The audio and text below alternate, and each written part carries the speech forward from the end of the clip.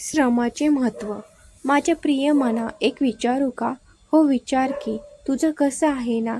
तू खरं काही सांगत नाहीस आणि एका वेळी एक काम धड करीत नाही.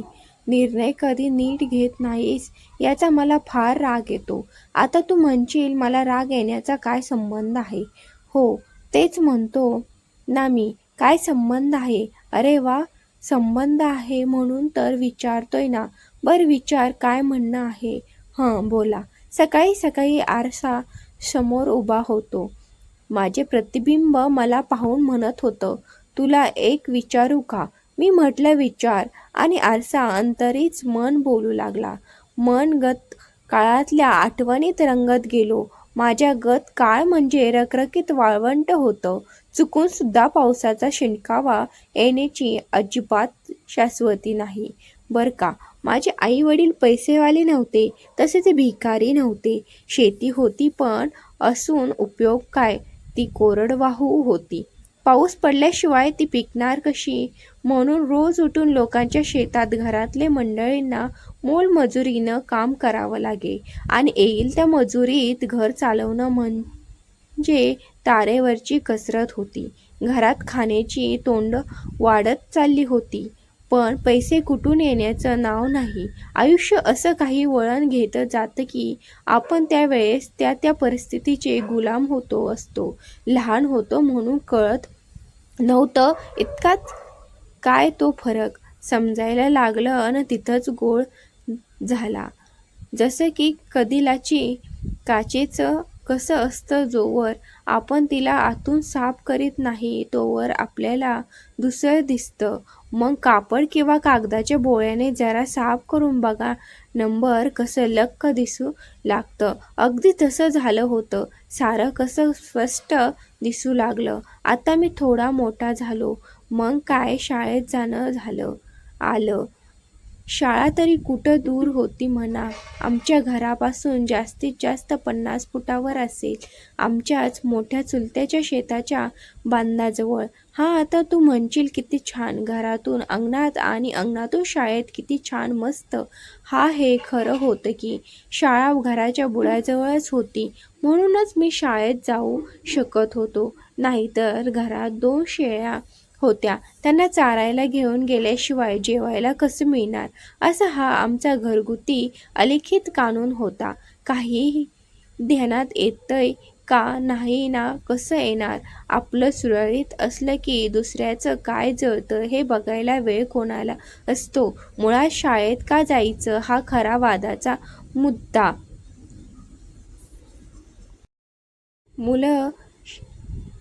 मुलं शाळेत गेली तर ही पडेल काम कोण करणार? आई वडिलांनी मुलाच्या खाण्यापिण्याचं बघावं की फुकट शाळेचा खर्च करीत बसावं? साला फुकटचा ताप झालाय नुसता. बरं, शाळेत जाऊन काय करायचं? जे शिकलेत त्यांचं काय चाललंय ते दिसत नाही का? फुकटचा वेळ वाया घालवायचा काम ना धंदा.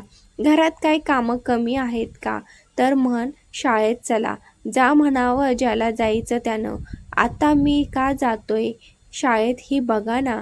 ही शाळा जर घरापासून दूर असती ना, तर मी कशाला जातोय शाळेत? तशी मला शाळेत पाठवायची कारण वेगळी होती. सांगू का आता? माझ्या जन्माअगोदर मैलभर तिकडं देवळात शाळा भरत होती. आता शिवारातील मंडळींनी दोन्ही मळ्यातल्या पोरांना पावसात पाण्यात शाळेत जाण्याचा त्रास नको, पोरांना जाण्या-येण्यासाठी जवळ पडावं अशी जागा शोधली. ती ही जागा नेमकी आमच्या घराजवळ मिळाली. दोन्ही मळ्याच्या चौकात रस्त्याच्या कडेला पडीक मोकळी जागा होती. तिथं शिवारातल्या लोकांनी शाळा बांधली आणि ती सुरू ही झाली. शाळा सुरू झाली त्याच वर्षी चुलत भावानं माझं नाव शाळेत दाखल केलं. आता शाळेत दाखल केलं तर केलं, पण नाव तरी खरं सांगावं का नाही? तसं पण नाही. त्याच्या आजोबाचं मी नावकरी म्हणून जन्माला आलो असं घरातले म्हणतात, म्हणून पट्यानं त्याच्या आजोबांचं नाव माझ्या बापाच्या नावापुढे टाकलं आणि झाला मोकळा. आई बाप तिकडं कामावर आणि मी याला मोकळा दिसलो आणि माझं नाव टाकलं शाळेत. घरातलाच असल्यानं कोणी बोंब मारणार नव्हतं. त्यात शाळेतला मास्तरही नातेवाईक निघाला. मग काय दुधात साखर हो, यातही काही काळभेर होतं ते फक्त मलाच माहीत. काय झालं, मी तसा लहानपणापासून खोड्या करण्यात पटाईत होतो म्हणा. त्याचा त्रास आमच्या चुलत्याच्या पोरांना होत असे. तशी यांची पोरं काय लय शहाणी होती असं समजायचं काही कारण नाही. ते सुद्धा माझी खोड करीत म्हणून तर मी तसं त्याच्याबरोबर तसा वागत होतो. पण त्यांच्या बापाला म्हणजे माझ्या चुलत्याला वाटायचं की मीच आगाऊ आहे. ठीक आहे, तसं तर तसं. मग मी काय सोडतो की काय? एकदा तावडीत सापडल्यावर जाम झोपायचो. पण इतर पोरं सांगायची की पहिली खोड चुलत्याच्या पोराने केली, मग मला कसं मारणार याचा त्याला राग होता. तो त्याने असा काढला. आई बापाला वाटलं आपण कामावर गेल्यावर हे पोरटं इकडं तिकडं असं उंदडत राहिला त्यापेक्षा शाळेत जाऊन एका जागेवर तरी बसेल आणि पोरांच्या भानगडी तरी कमी होतील. म्हणून तर आई बाप म्हणाले बरं झालं, नाही तरी शाळा भरायच्या वेळी आम्ही कामावर असतो. काही नाही, मी खोड्या करतो असे म्हणून बळजबरीनं मला शाळेत दाखल होतं. हे मला कळलं होतं, पण मी लहान होतो ना. त्यात मास्तर आमच्या नात्यातला आणि चुलत भावाच्या जास्त जवळचा, रोजच्या बैठकीतला. त्यामुळं घरातली कटकट शाळेत गेली म्हणून घरच्यांना समाधान आणि कामावरून घरी आला की तुमच्या पोरानं याला मारले, कुणाला ढकलून दिलं तर कुणाला पाडलं या तक्रारी कमी झाल्या म्हणून आई बापाला समाधान. पण माझं काम वाढवलं. शाळा मास्टरला नवीन नोकर मिळाला. आता तुम्ही म्हणणार काही सांगता. हो, खरं आहे हे. कसं? त्याचं असं झालं की मास्तर नात्याचा. मग काय, शाळेच्या जवळ कोण राहतं तर मी. मग चहा पाणी, दुपारी जेवताना कालवण कोण आणणार, शाळा भरल्याची आणि सुटल्याची घंटा कोण देणार, यासाठी पैसे लागतात का तर नाही. म्हणून मी पगारी काम करणारा एक नोकर मिळाला असे म्हणालो. आणि तसाही झेडपीच्या शाळांना वेगळा शिपाई नसतो. सारी काम मास्तर आणि पोरच करतात. याला स्वलंब म्हणतात. कळलं का? मी आता लहान म्हणजे 7 वर्षाचा होतो असं म्हणतात. खरं खोटं काय ते शाळा मास्तर आणि आई बाप यांनाच ठाऊक. मुलांचा हात डोक्यावर घेऊन कानाला लागत असेल तर वय 7 वर्ष असं मास्तराचं साधं सरळ सोपं मुलांचं वय समजण्याचं गणित होतं. त्यावेळी 7 वर्षाचा म्हणजे लहानच होतो म्हणून आवडीने सारं करीत होतो. पण घरी आल्यावर चुलत भावाच्या पोरांना काही ना काही कारण काढून चांगलंच बुकलून काढे. आता तू मला कारण विचारणार हे मला माहीत आहे, कारण मीच सांगतो ना. त्याच्या बापानं मला शाळेत पाठवलं नसतं तर माझ्या आई बापानं मला कशाला शाळेत पाठवले असतं. तसा मला शाळेचा कंटाळाच होता. दिवसभर एकाच जागी गप्प गुमान मांडी घालून बसायचं. मास्तर सांगल तेच म्हणायचं. मग खेळायचं कधी? मी शाळेत जाऊ लागलो आणि घरातल्या शेळ्या चारण्याचे काम कमी झालं. हे एक बरं झालं. हो, खरं सांगतो मी. शेळ्या चारणं सोपं समजू नका. सगळ्यात आगाऊ प्राणी आहे हा. दुसऱ्याच्या शेतात इतक्या झटकन तोंड घालून उगवणाऱ्या पिकाचा असा शेंडा मारते की कळणार सुद्धा नाही. काही खाण्याचे दिसले की तुमचा फरफट गाडा झालाच म्हणून समजा. तुम्ही शेळीला टोपलीत खायला देऊन बघा. त्या टोपल्याला पाण्याने फटके मारून मारून सर्व सांडून टाकणार. नीट खाणारच नाही. मी शाळेत जाऊ लागली आणि आईच कामाला जाताना शेळीसोबत घेऊन जाई. बाप तर काही काम करू शकत नव्हता, कारण बापाला एक नव्हता. त्यामुळे शेतातील किंवा औतकाडीचं काम तो कसा करणार हे सारं बघून वाटायचं चांगल्या मोठ्या पैशावाल्याच्या श्रीमंताच्या घरी जन्म झाला असता तर जीवनातल्या सर्व अडीअडचणी आपसूक सुटल्या असत्या. माझी कामं कशी पटापट झाली असती.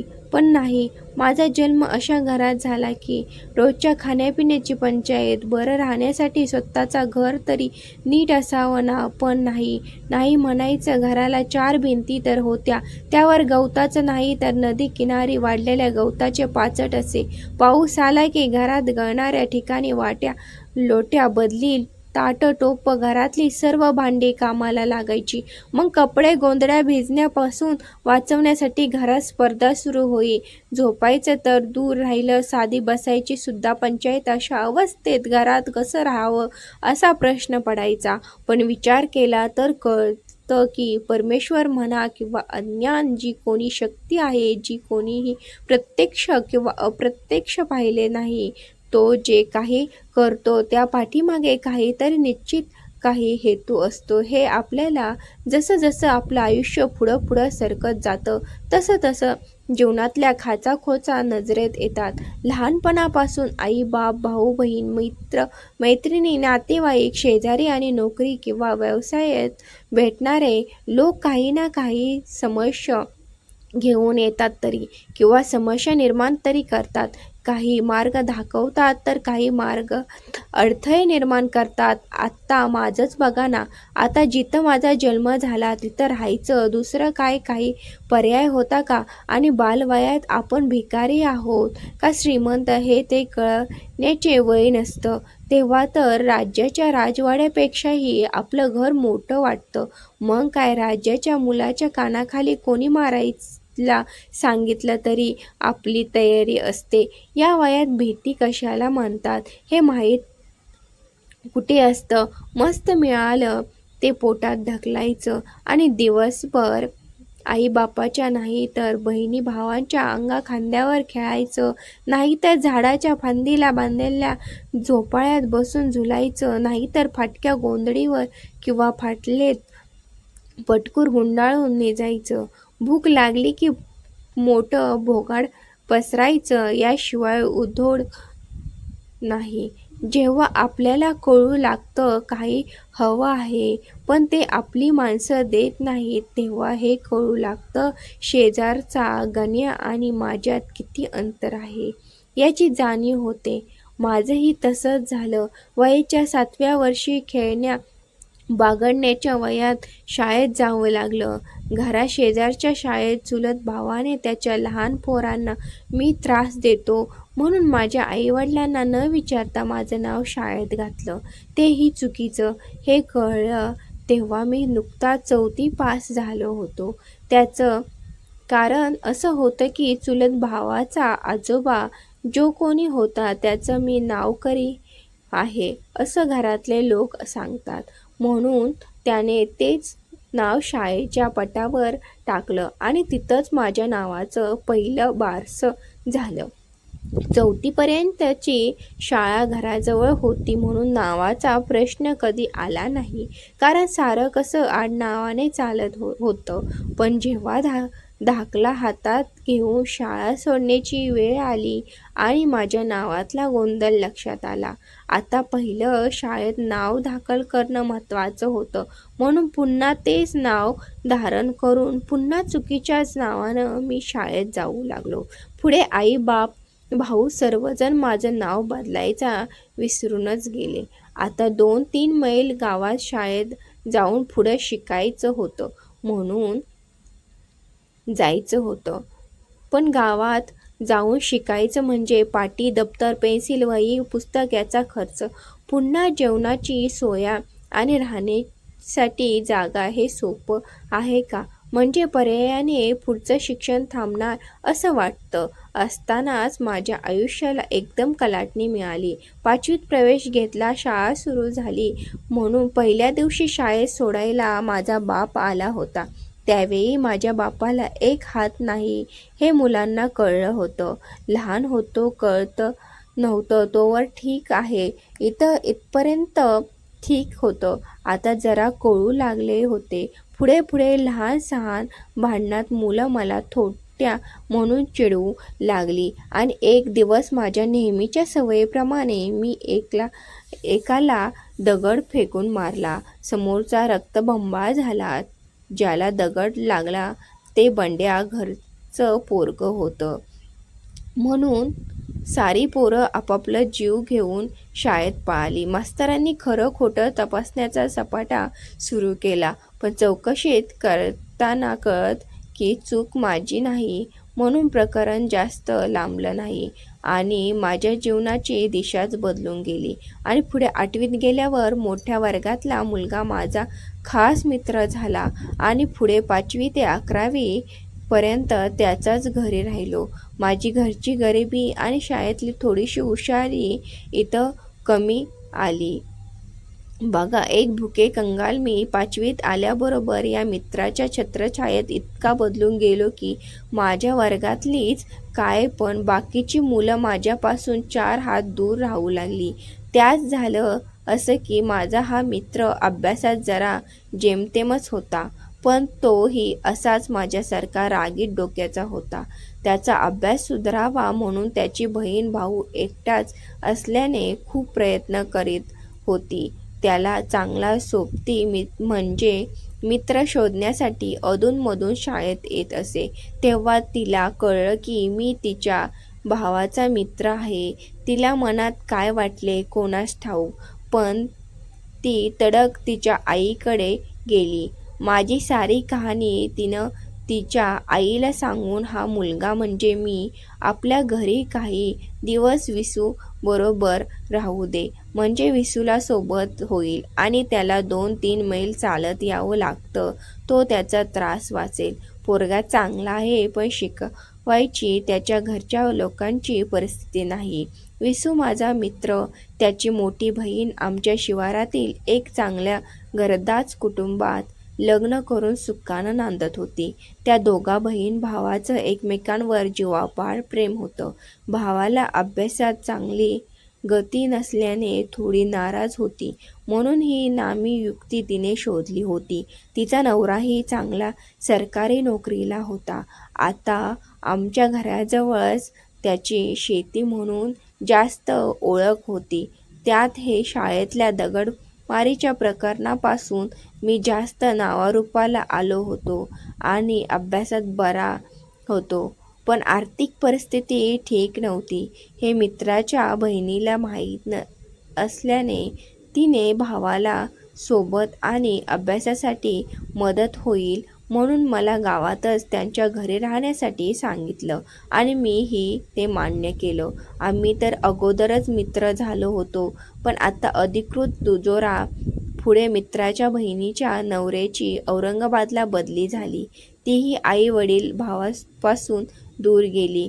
बघा, म्हणजे जसं काही तिला अगोदरच हे पुढे सारं घडणार होतं याची चाहूल लागली होती की काय असं वाटलं. म्हणून मला या माऊलीनं त्याच्या घरी आई आणि भावाच्या सोबत राहण्यासाठी सांगितलं होतं. आई आणि भावावरचं हे अलोट प्रेम मी त्यावेळी पाहिलं होतं. मला तेव्हा एवढं कळत नव्हतं, पण आज ते जाणवत आहे. मीच तिथं परका होतो तर मला कोण कोणासाठी काय त्याग करीत आहे हे कसं समजणार होतं. हे कळलं तेव्हा मी नोकरीला लागलो होतो आणि आता मागे वळून बघतो तेव्हा हे कळतं आहे, या घरात मी परका आहे असं कधीच वाटलं नाही. मला माझ्या घरातून जेवढं प्रेम मिळालं नाही त्याच्या कितीपट तरीपट या मित्राच्या घरात प्रेम मिळालं. मी याच घरातला एक घटक म्हणूनच राहिलो होतो. पुढे 11वीपर्यंत त्याच्याच घरी राहिलो. यासाठी खोली भाडं की जेवणाचे पैसे मित्राच्या आईने घेतले नाहीत. नाती कशी जपली जातात हेही पाहिलं होतं.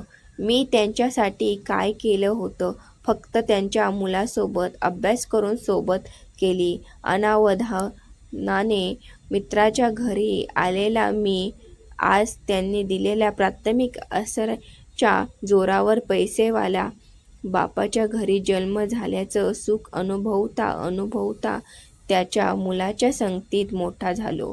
पुढे अनंत अडचणी आल्या, पण मार्ग मिळत गेला. बघता बघता आम्ही दोघंही 11वी पास झालो, तेही एकाच वर्षी. हाही योगायोगच होता, कारण मी 5वीत होतो तेव्हा तो 8वीत होता आणि आता दोघंही 11वी एकाच वेळी सुटलो. हा योगायोग नाही तर काय होतं. पण अडचण अजून पुढेच होती. आता 11वी नंतर पुण्याला जाऊन शिकायचं होतं. पण ज्याने माझा आत्तापर्यंतचा खर्च केला त्याला प्रवेश मिळाला नाही, कारण माझ्यापेक्षा त्याला गुण कमी होते. हे झालं मित्राचं. पण त्याच्या प्रवेश प्रक्रियेवर माझं शिक्षण अवलंबून होतं हे कॉलेज प्रशासनाला कुठं माहीत होतं. मी 5वीत अभ्यासासाठी मित्राच्या गेलो आणि 11वीपर्यंत त्याच्याच घरी राहिलो. पण त्याच्या मुलाचा प्रवेश काही कमी गुणामुळे कॉलेजने नाकारला. याला काय म्हणणार? नियतीचं हे असं क्रूर वागणं मला आवडलं नाही. कारण मित्राचा कॉलेज प्रवेश होणं मला पुढे शिक्षण घेण्यासाठी महत्त्वाचे होते. आता म्हणणार हा माझा स्वार्थ आहे. हो, म्हणायला माझा त्यात मोठा स्वार्थ होता. कारण माझं पुढचं शिक्षण त्याच्या प्रवेशावर अवलंबून होतं. माझं कॉलेजचा प्रवेश फॉर्म घेण्यासाठी पुण्याला जाण्या-येण्यापासून ते त्याचा आणि माझा फॉर्म भरण्याचा सर्व खर्च त्यानेच केला होता. त्याचं नशीब कमी पडले की माझं दुर्दैव म्हणा. त्याच्या एकूण गुणांची बेरीज कॉलेज प्रवेशासाठी कमी पडली आणि त्याला प्रवेश मिळाला नाही. म्हणून माझ्या पुढील शिक्षणासाठी दौडत निघालेली फुकटच्या डिझेल पेट्रोलची, बिनचाकाची आणि 2 पायाची गाडी चिखलात अशी रुतून बसली की मी सरकारी रोजगार हमी योजनेच्या कामावर जाऊन सुद्धा काही केल्या पुढे सरकले नाही. माझं शिक्षण आता थांबलं होतं. मी आता घरातल्या मंडळीसोबत रोजगार हमी योजनेच्या कामावर रस्त्यावर माती आणि दगडाची पिंचिंग करण्याचे काम करू लागलो होतो. तर एक दिवस केलेल्या कामाची मोजणी करताना मोजणी करणारा साहेब म्हणाले, हा मुलगा शाळेत जातो का? जात होता, आता नाही जात. माझी वहिनी म्हणाली, झालं. परत पुढचा प्रश्न आला, काय शिक्षण घेतलं? साहेब म्हणाला, 11वी पास.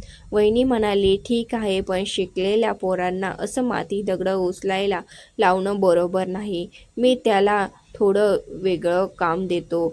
असं करा, याला उद्यापासून सुगडी वाटण्याचं कामावर पाठवा.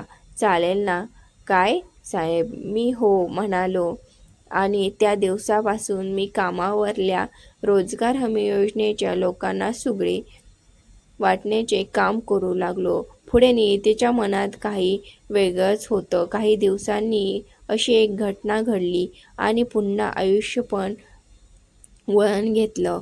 त्याचं असं झालं, इथल्या कामावर आमच्याच सोबत एक नवऱ्यानं सोडलेली बाई रोजगार हमी योजनेच्या कामावर येत होती. रोज दुपारी आमच्यासोबतच जेवण करीत असे. त्यासोबत म्हटल्यावर इकडच्या तिकडच्या गप्पा होत होत्या. या गप्पात घरच्या अडीअडचणीच्या गप्पाही होत. या गप्पांनी माझं नशीब बदलून गेले. कामावरल्या बाईचा भाऊ पुण्यास कॉलेजच्या प्रवेशासाठी जात येत होता, पण त्यालाही प्रवेश मिळत नव्हता. हे आमच्या वहिनीला माहीत नव्हतं. ती आपली माझं शिक्षण कसं थांबलं हे हराहू राहून कामावर सांगत होती. पण जिचा भाऊ पुण्यात जा-ये करीत होता ती बाई मात्र आमच्या वहिनीचं बोलणं टीप कागदासारखं टिपत होती. हे आमच्या वहिनीला कळलं नाही. पण जेव्हा कळलं, जेव्हा वहिनी अशी भडकली की काही विचारू नका. पण याच गोष्टीचा मला पुढील शिक्षणासाठी खूप खूप फायदा झाला.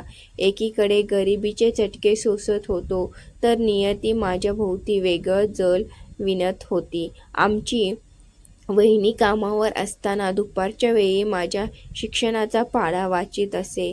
हे ती बाई कान देऊन ऐकत होती, पण बोलत काही नव्हती. या बाईनं मी कॉलेजमध्ये प्रवेश घेतला आहे, पण गरिबी आणि आर्थिक अडचणीमुळे जाणार नाही हे कळल्यावर तिने ही गोष्ट तिच्या भावाला सांगितलं होतं. माझ्या मित्राला जसा कॉलेजने प्रवेश नाकारला तसाच या कामावरच्या बाईच्या भावालाही कॉलेजनं प्रवेश नाकारला होता.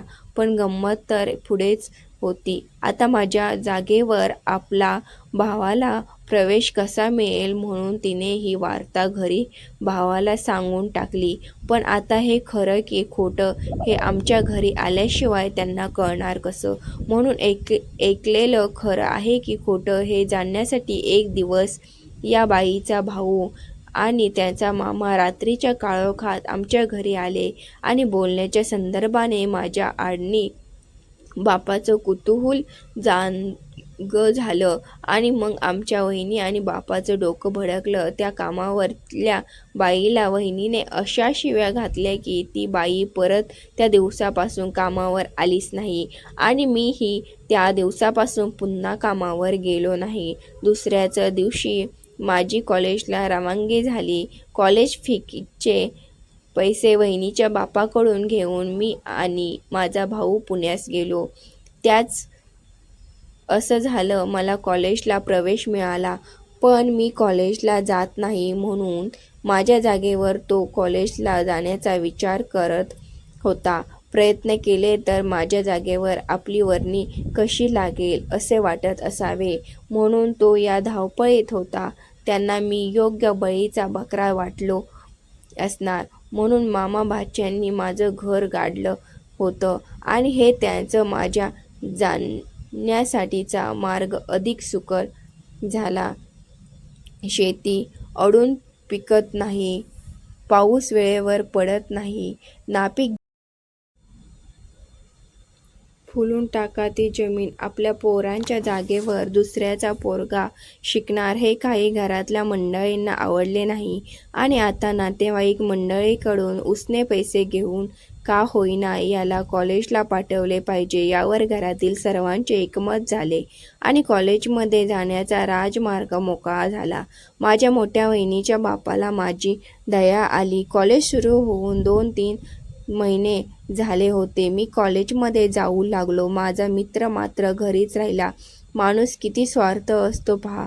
खरं तर मी आता त्याच्यासाठी काही करायला पाहिजे होतं, पण जिथं मीच डुबला होतो तिथं मित्रासाठी काय करणार होतो. असो, वाईट वाटलं. पण पुढील वर्षी पुण्यात नवीन कॉलेज निघाल्याची वार्ता ऐकली. त्यांनाही विद्यार्थ्याची गरज होती म्हणून मी मित्रासाठी एक प्रवेश फॉर्म घेऊन घरी आलो आणि पुढील वर्षापासून पुन्हा आम्ही एकत्र आलो. आता मला हे कळलं नाही की नियतीने एका वर्षासाठी आमची अशी क्रूर थट्टा का केली असावी. याला म्हणतात जाणीव. नियमित प्रयत्न करू बघ फळ मिळत की नाही म्हणून म्हणतात ना, प्रयत्ने वाळूचे कण रगडिता तेलही गळे. इथं तेल वाळू या शब्दाचा अर्थ आहे तसा न घेता एक उपमा म्हणून घेतलेला आहे. गैरसमज नसावा. या सर्व भानगडीत माझ्या मनाला प्रेरणा देणाऱ्या बऱ्याच घटना घडत गेल्या. मला आजही प्रश्न पडतो की मी शिकलो कसा, काय होतं माझ्याजवळ. मला लोक विचारतात, तू कॉलेज पूर्ण केलं कसं? काय सांगणार? हसू की येत रागही येतो आणि आनंद वाटतो. आपल्या हाती काहीही नसतं. अडचणी येतात, त्यातून सावरण्यासाठी प्रेरणा मिळत जाते. खचून न जाता पुढे जात राहा. रस्ता आणि यश नक्की मिळते.